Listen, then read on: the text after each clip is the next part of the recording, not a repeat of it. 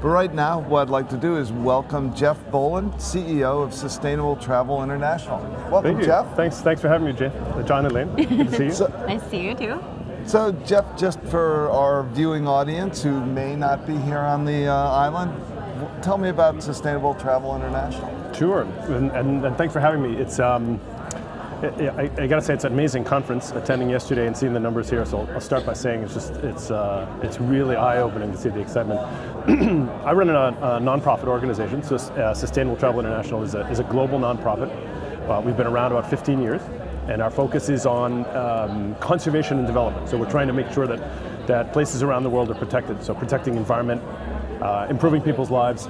We just happen to view the world through the lens of tourism.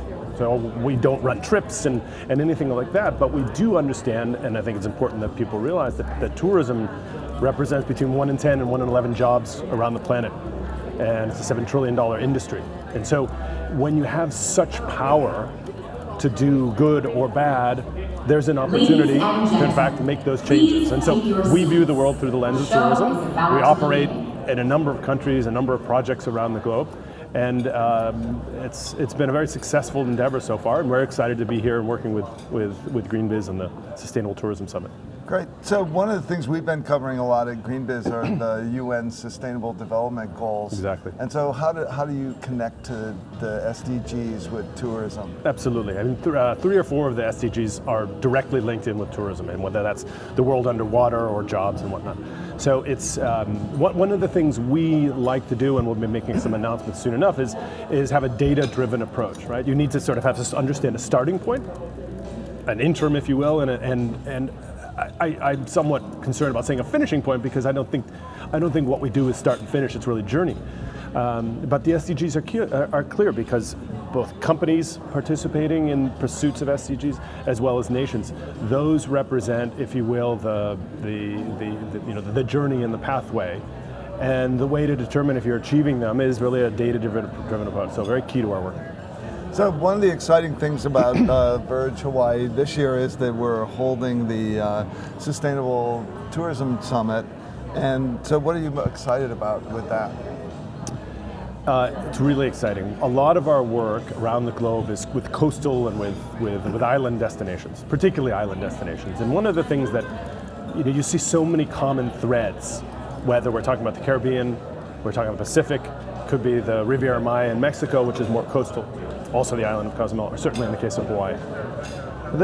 What's exciting about the summit is the fact that it brings together a diverse set of folks that are not there to present about themselves. I mean, that's the thing that's most important to me. People are not going to get up there, talk about their work for 15 minutes and have 2 minutes of conversation.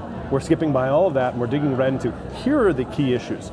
You escalate or elevate the issues within your sector or within your interest group, and it could be talking about transportation, and folks digging right into, where are we trying to get to? Not how do we lower our fuel consumption by 5%, but where is it that we need to be in 10 years and then work our way backwards? Also, what are some things we can do now? So it's more than anything, it's a large working session. And I think that's really critical. And if a place like Hawaii, which GDP, sort of the commercial GDP contribution is number 1. Obviously military is number 1. When you're talking about an industry, it's clearly tourism. And so Hawaii will live or die on well-managed tourism.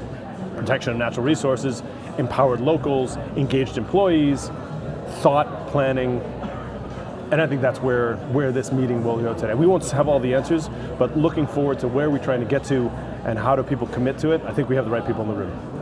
That's fantastic. So do you think the tourism industry is ready to make the next leap? I will let you know at the end of the day. I think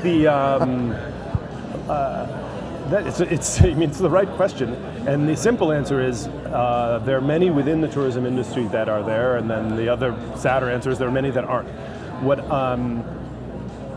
So much of this becomes about the business case, right? What's the proposition? People don't necessarily recognize resources being ruined, assets being degraded. I mean, if people are coming for blue water, clean air, and beautiful nature, well, what happens if the water's not so clear? And what happens if the nature is being degraded? What I think is most exciting is, and I'm going to talk a little bit about this at the summit, is the fact that we did a big body of research, and it was on consumers in the U.S. And sure enough, people that are interested in sustainability, and we call them sustainable travelers, and you can imagine there's a lot of data and definition behind that, travel more and pay more.